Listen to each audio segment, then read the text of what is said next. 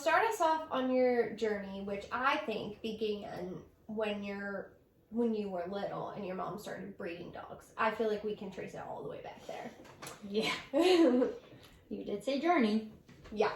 So, yeah. So, you were how old? Your mom's been breeding dogs since when? I was 6. So my mom my mom got our first pair of breeding dogs when I was 6. So it had been 1995.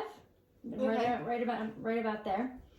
It was cute because I will never forget it. As young as 6, I remember she told me, I have a surprise for you today. And we went to my aunt's house. Did you have a dog at this point? I had a little mutt. And Okay. my brother had a collie. Okay. So we did have 2 dogs. But here was the surprise.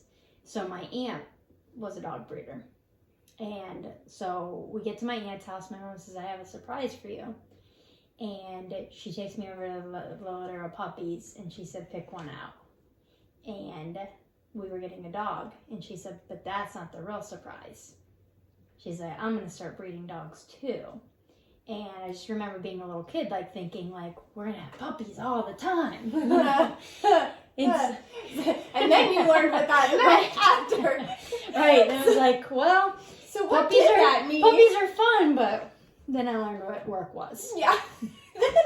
But we're not talking about your journey into learning what work was. Yeah.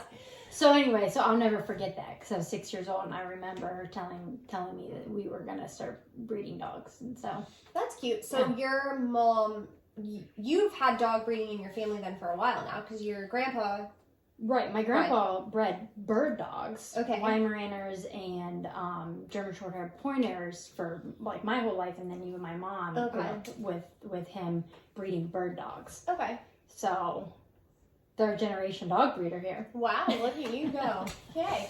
So you basically, your mom did the work, but you helped breed dogs too. Like you've been doing that since you were young. Yeah, it's honestly it's all that I know. My memory of not breeding dogs is exactly what I just told you. Yeah. I remember when I was 6 years old, we started that, but I can't even remember really life where our family didn't have a pack of dogs and puppies all the time. So what was your first taste of dog training then? Like what happened? So when I was 12 years old, we had, at this point, we had 3 litters of puppies. And there was 23 puppies, and it was the most, it was our first time having 3 litters of puppies at once. And there's 23 puppies, and out of 23 puppies, I grew like madly in love with this little puppy. I begged my mom and dad. Like Preston, we're madly in love with the puppy every puppy. I just fell in love with this puppy, and I convinced my parents. I'm like, there's 23 puppies here, and like this is the one I love, right? I can just imagine little Lacey. Right. But Dad. Yeah. Okay. Yeah, and I just slowly broke it down. Yeah. Because here's the thing. I want for everybody listening to this is like, like we didn't have tons of dogs. You know what I'm saying? Like we had a pack of dogs. We had like 8 dogs. Yeah. But like, my parents didn't just like let us accumulate dogs. Yeah. Like, Mm-hmm. So, and also, starting breeding dogs at such a, like, when I was so young, like, you gotta tell kids, like, no, we can't keep one from every litter. Right. Yeah, kids gonna want to do that. Exactly. Yeah. So I convinced them to let me keep this puppy. And I named her Sophie. And when Sophie got to was that, like, I know you said you had a mutt, but was, like, Sophie your first official dog? Like, the first one that it was, like, it was your dog. You're fully your dog. Like, yours to take care of and keep and... Yeah. So I had a little mutt. Her name was Sweetie. It's like, don't let children name dogs. I was going to say, did you name that dog? Yeah, don't let children... Actually, I was just talking to my mom and Emily about this the other day. I was like, you should have said no. And my mom goes, you try telling 4-year-old you can't name your dog. Yeah, right. And she's like, you really think... And I was like, I'd have told me no, and she's like, just rolled her eyes. Yeah. But I anyway. agree with Sherry on that one. Mama Sherry knows. Yeah. So, anyway, so yeah, I had Sweetie, but I was, about 4 when I got her, and Sophie was like, I went into getting her with a totally different mindset. Okay. Because at this point, I'm like 12 years old now, and I was thinking, when she gets old enough to breed, which they have to be 2 years old for that, I'd be 14, and you could start breeding. Yeah, on your own and I stuff. could breed my own dog, and so Sophie, was she just a perfect angel? No, she was awful. She was awful. She was 8 months. She got to be 8 months old, and she was awful behaved, terribly behaved. And so my mom said, "Hey, we've never had a dog this naughty, this bad before. I think it would be really great if you went and saw a dog trainer." And so, just so happened that our neighbor is a dog trainer. Yeah. And I'm not talking about some guy next door that sort of kind of trains dogs. I'm talking he's a legit dog trainer. Legit, he trained helped train many of the canine units. He had a bunch of famous people too, right? No, I'm just kidding. I'm kidding. I don't think so. But yeah, he helped train many of the canine units in our county and surrounding counties. A legit guy, and just happens to be our neighbor. And my mom said, "I'm going to enroll you into some dog training classes with Sophie because I think of all of the dogs we've ever had, she really needs it, and I think it would be good for you to learn." And okay. so that was the start. That was the start of you learning. That was your first taste of dog training. So that was the start of you learning what dog training was. What was dog training like back then? Yeah. Was it different? Yeah, it was the methods you used and everything. Was it different? Yeah, I feel like the methodology is kind of the same. You still, a lot of your base principles of Bounds dog training was what Jerry did. Yes, yeah. So Jerry Wheeler is his name. He owned Thunder Valley Canine Academy. It's the company. He did group classes. Okay. So he did no board and trains, he did no private training, they were all group classes. He went through a series of classes. So you had your basic, your intermediate, and your advanced classes. Okay. And each class had between 8 to 10 dogs in it. Okay, so you go once a week, and then he give you homework, and you go work on it, and you come back, and you go progress as a class. Mm-hmm. I really struggled because Sophie was so terrible. She was just naughty. She was a bad dog. And you got to remember, excuse me, I'm a kid, 12 years old. Yeah. And even I've seen a lot of 12-year-olds come through ours that are pretty good. Maybe you just struggled. Just kidding. Maybe I just don't have it. Don't have that thing. I think evidence would say otherwise.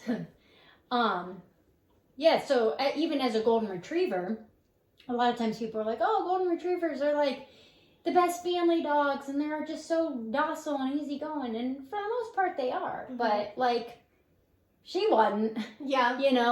And that's true. Every breed, there is a certain thing about every breed. Mm-hmm. Just like we were talking to our clients today, they're Huskies, German Shepherds, they have that in there. They're very wired and stuff like that. But every dog has their own personality. Exactly. You can have a German Shepherd that's completely docile, however you say that word.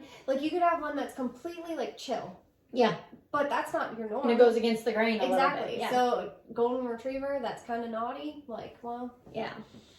So I'm in a group class with 8 to 10 other people, and they're watching this kid work really hard, struggle every week. And here is where I could trace back my passion, I guess if that's the word we want to go with, to dogs. I could trace it back to the exact day. Okay, tell us about that day. I feel like I've heard this before, but now I'm questioning it, so I'm just going to pretend like I haven't. Yeah, I love to tell this story. Yeah. Never heard it. Tell me. You probably will. Halfway through, you'll be like, yeah.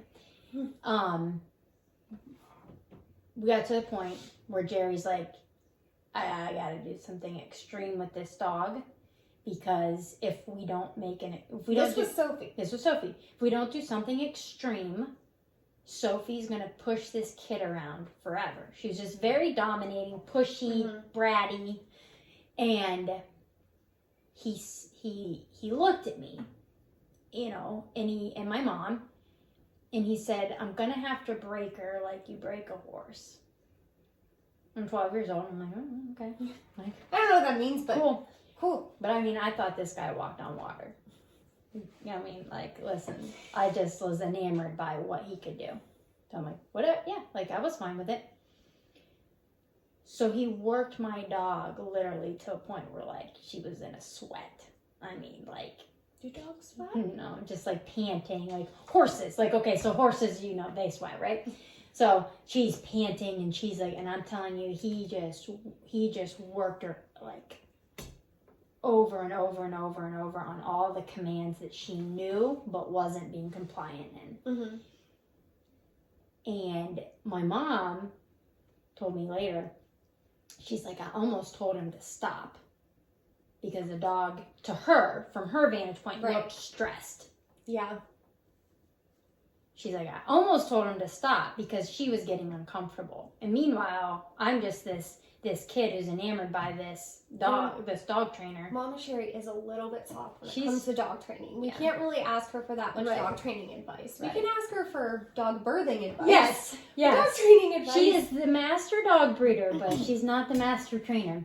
So I was enamored. I was just like watching every movie made, and I was like loving it because I really just thought the world of this guy. He finished up what he was doing. Mind you, 8 to 10 people are watching this that were there in the group class. This was not a private thing. And when he finished, he walked over and he handed me my leash. And he said, she's all yours. And I walked out of that building that day with a completely different dog. And it was at that moment, 12-year-old little Whitney, at that moment, I thought to myself, you really can get into the mind of a dog. You really can communicate with them in such a way that they can truly understand. And it was at that point, I'm like, I want to learn everything I can learn about dogs. That's kind of cool. Because I struggled with this dog, and I watched him in one fell swoop just pull it all together. Yeah. And my dog walked out of that building that day, not stressed, not hating me, comfortable, confident, and loving me more than she had ever loved me throughout the whole year. What dog training can do. Right. And then my mom, a layman at that point, and she's watching nervously, but see, he's the expert. He's like, I've done this once, I've done it 1,000 times, literally. He knew what he was doing. He knew how much to push the dog. But for me, that was it. That was the start for me. That's cool. That's really cool. So from there, how did you get from A to B then? Because you were only 12 then. So, like, how did you even begin the journey then of dog training? Yeah, like, so as started coming at 12. Yeah. So as dog breeders, responsible dog breeders, you can begin to breed the dog once they pass their genetic testing at 2 years old, and you breed the dog from 2 years old to 6 years old. So they only have a breeding, history of 4 years, at least for us, the way that we do it. And that means that about every 2 to 3 years, you have to have a dog ready to fill the shoes of one of our dogs that we're going to retire. So I grew up always basically getting a new dog. About every 2 to 3 years, our family would get another dog. And so then, of course, I would go to Jerry's and join in group classes. So you didn't just, do it on your own. Like, you, every 2 years when you got a dog, you went over to Jerry's. You started your training process all over again. So you were there a lot. Like, you got to see a professional in action a lot. Yeah. So you were working with dogs a lot at that point. Yeah, because And you might say, well, like, I knew how to train a dog. I mean, at this point, because we're talking, like, you know, at this point, I'm a teenager. Like, then I become a young adult. Like, all this stuff. Like, I knew how to train a dog. But I kept going back to him for training with every one of our dogs because he held me to such an accountability because he knew that good was not good enough for me. And he held me to that standard. And he helped you develop your skill. He did. He helped you develop the skill, not just the ability to train dogs, but like that skill set that you have. Right. There were many times where he would come over to me and he'd kind of whisper to me like, I know you just watched me let that person slide. You need to tighten it up. Because he knew that I was there because good wasn't good enough. He knew that I wanted excellence. Okay. Not only from the dog, but from me. He knew that I wanted my skill set to be refined. Okay. And so he never let me down there. He never just kind of let me like phone it in. Okay. So here's the thing though, you did that all through your teenage years and stuff like that, but you didn't like immediately start training dogs as a business. Oh, like, no. You didn't immediately go into that. You went into dentistry. So how did you like transition? Like what made you decide to make a career out of it? He said to me one day, he says, "This is out of the blue, but I'm gonna retire." This was how many years ago? This was 2012. So this is 2012. Okay. He said to me, "I'm gonna retire. I'm hanging up my leash, and I'm going." He works still to this day works in a hospital, and he had 2 young girls, and he's like, "I'm missing too much. I can't get to their games. I can't like do things with them because I'm working too much with dog training and at the hospital. So something had to go." And I'm like, "What? Are you kidding me?" And he's like, "Here's the thing." He's like, "You need to do this." And immediately, because my mom was there at the time, and his wife for this conversation, immediately I'm like, "There's no way." And he's like, "What do you mean there's no way?" He's like, "The community needs a good dog trainer. You are the person for the job, you know?" And I'm like, I don't know about that. And we laughed, and my mom's like, "Are you going to do it?" And I said, "I can train dogs. That part I know. I can't train people." That is hard. Yes. I'm like, it's not the dogs. Yeah. It's the people. I said, he has such a way with people and making dog training make sense to people. Like, I just don't think that I have that. Yeah. And so a week or 2 went by, and his wife called my mom. And mind you, at this point, I'm an adult. I'm not even living at home. I know, you were married. Yeah, I was married. I'm you're living on my own. Yeah, you started your career in dentistry at Yeah, that point. Like, right. you had already. Yeah. So, but remember, we're neighbors with the Wheelers. So, his wife called my mom, and she said, "What do we got to do to get this going?" She's like, "Can I just start handing out Whitney's phone number, or like, what are we gonna do?" All right. And my mom wanted me to do it because another piece to this whole conversation is, if I really could credit my career in dog training to anyone, it would first of all be Jerry, Yeah. of course, but my mom. Your mom. My mom has believed in my ability to train dogs and help people way before I believed in my own ability. Yeah. And when I said Jerry critiqued me, my mom I has was just been gonna say. my worst, best critic. She has been. She'll still be very open about what she thinks you're doing wrong. Yes. Yes. My mom has been my worst, best critic. And she has always pushed me to be better. And so, really, I mean, honestly, I would have to say I have to owe a lot of where I'm at to my mom. She's always stoked my fire and passion for dogs. Always. So, at that point, You're like bringing me back on track. Yeah. That's Well, what you do. you can take a long time. So, at that point, your mom did help kind of nudge you in the right direction. And Right. She called me. She said Jerry's wife called and wanted to know if she could start handing your numbers out to people calling looking for a dog trainer. And I told her yes. And I said, "You did not." She said, "I sure did." And there you go. So in 2013, I held my own first group class.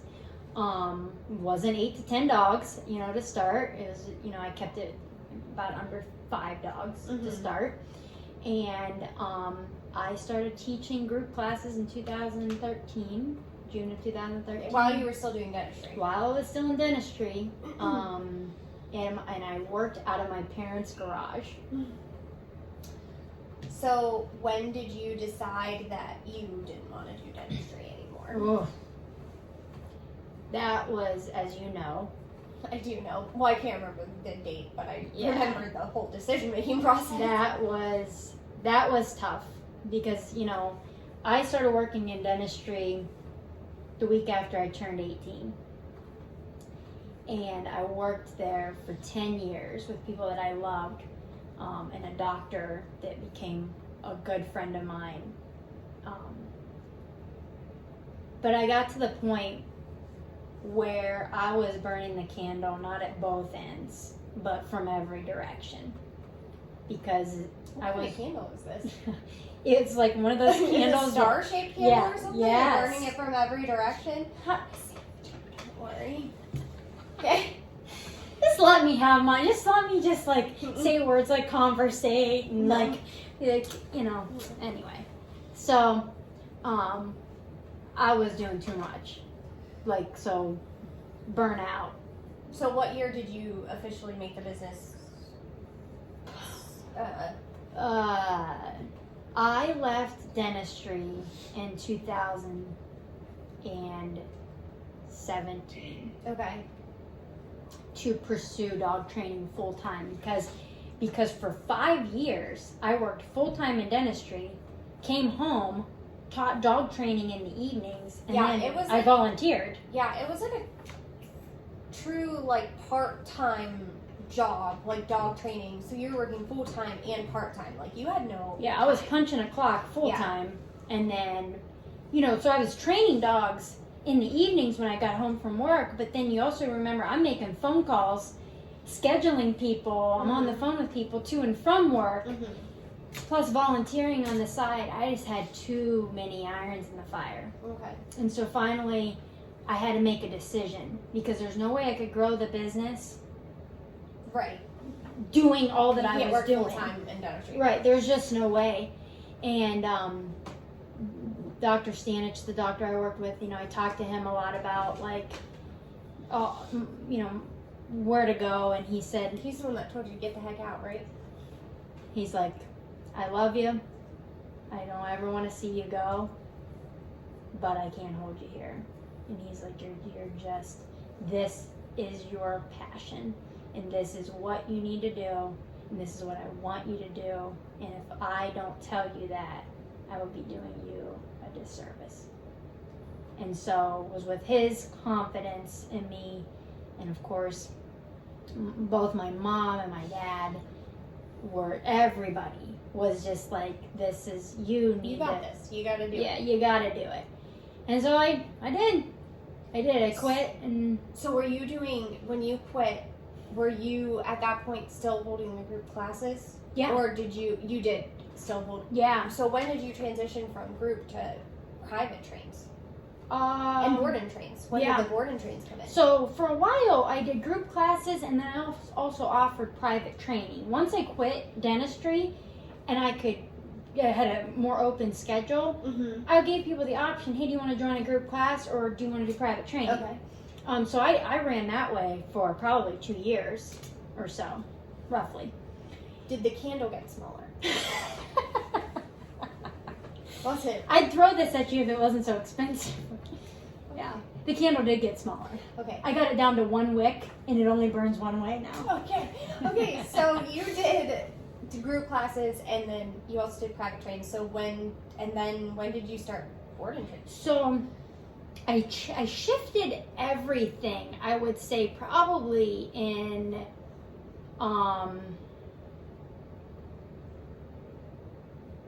I would say probably the tail end of 2018-ish. My timeline might be a little bit off. I know, right? I can't even remember. Yeah, Like- yeah. I would say probably it's been about roughly 3 years. Okay. I would say since I started to like step away from group classes, 2.5 to 3 years. I couldn't do my best work in group classes. Yeah, I can't even. I'm glad I was never on that part end Yeah. of things because it's like hard enough to get people to focus. One-on-one. Yeah. Not that people are bad. It's just It's a lot of naturally information. people have a lot of information. Yeah. It's really hard for them to like focus. So, I just, you know, like Jerry, I worked myself up to I had 8 to 10 dogs Yeah. in every class. And you can't, I don't want to say you can't, because I did successfully, Jerry did successfully for many years. Lots of dog trainers have taught group classes successfully for many years. Mm-hmm. I got to the point though where I thought I can get people to where they want to be much, much quicker. Mm-hmm. Because most people don't want to develop the art and skill of dog training. They just want to train dog. Mm-hmm. They just want to have a trained good dog. And I can get them to where they want to be much, much quicker. And I hate cookie cuttering everything because you may have somebody that comes in and they may have an injury or a disability or physical limitations. And they may have a 5-year-old rescue dog with reactivity issues sitting next to a 25-year-old, you know, able-bodied individual that has a Right. 4-month-old puppy. Those recipes are completely different. Mm-hmm. And I couldn't do my best work and I couldn't help people to the degree that I felt they needed help in group classes. So I made the decision to stop doing group classes. And then that's when I added the board and training, because I wanted to give people 2 options. Mm-hmm. Either come see me one-on-one and we'll work with you step by step and let you train the dog, or let us train the dog and then we'll train you. Yeah. And boy, I'd say that was a dynamite move. Yeah. I think people ate that up, Yeah, I getting think that one-on-one attention. They liked your group classes. Like everybody was satisfied with it, but people love private training. Yeah. I think they really do, and people love board and train Mhm. because people. Not everybody wants to develop this skill. Not everyone does, and people are busy. Yeah. People are so busy these days, and well, a little less busy with COVID, but Right. people are so busy these days. They don't have the time. Yeah. So Or the desire. yeah. Some people are like, I just want to enjoy the Yeah. trained dog. Right, I don't right, want not to their like free time. They don't want to like be in my training free it. time be out and you know Yeah. teaching the dog. So that's pretty much like now the last few years you've been doing the private trains and the board and trains and pretty much been loving the way the business is going from here. Yeah. So when I got to the point where I was when I started to feel like I was burning the candle at both ends again, because I was, you know, having a house full of dogs. Mhm.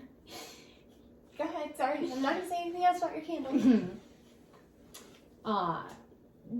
That I thought I might need an assistant. So I got an assistant in here, trained her up just exactly the way I wanted her trained, and she spoiled the crap out of me. She sure did. I mean, she really, really was a perfect fit for me and what I was trying to build. And life happened, and she had to, you know, stop working for me. And you know, she decided to homeschool her kids, and that took precedence. So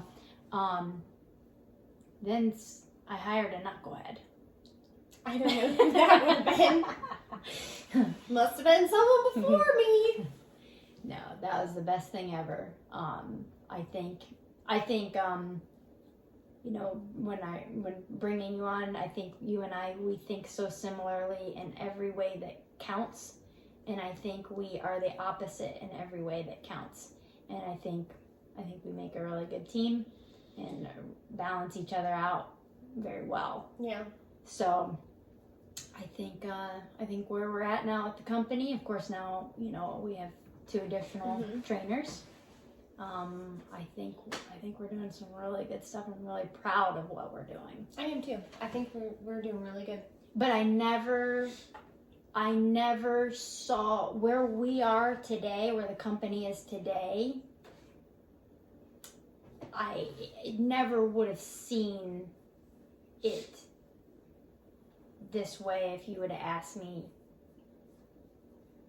back then when I first started, if it could ever, right, get to this point. And I'm just so grateful for the opportunity to help as many people as we. At this point now, in my career, I've trained well over 1,000 dogs, and I've worked with so many people, and so many people and dogs have taught me things, and I'm so grateful for that opportunity to continue to hone my skill.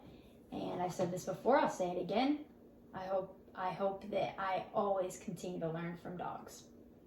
And when I feel like I've learned enough, I think I'll probably just hang up my leash. All right. Well, that's pretty cool. I think people are gonna like to hear how you came about doing this, because I think people just assume that you because your mom's been breeding for so long, they assume you just kind of went right into it. But you had a few years there where you weren't totally into it. So yeah, or that I went to school and Yeah. I didn't. I did a kind of an apprenticeship. Yeah. Type So thing. I think everybody will find that interesting, and I hope so. thank you for telling us about your life, Whitney. you. Appreciate it.